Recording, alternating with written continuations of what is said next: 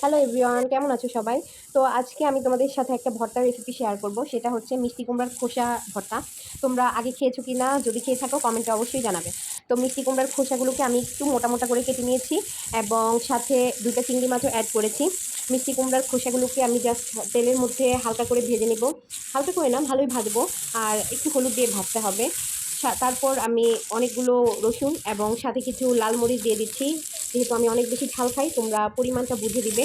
সাথে আমি কিছু কাঁচামরিচও দিয়ে দিচ্ছি। সব কিছু একসাথে ভেজে নিচ্ছি।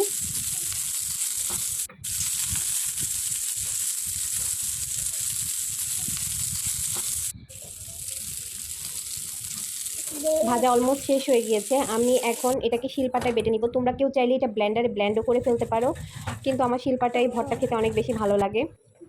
তো আমার ভর্তা রেডি এবং আমি উপরে কিছু সরিষার তেল দিয়ে দিচ্ছি। দেখো দেখতে কি দারুণ হয়েছে এবং খেতেও কিন্তু ভীষণ মজা।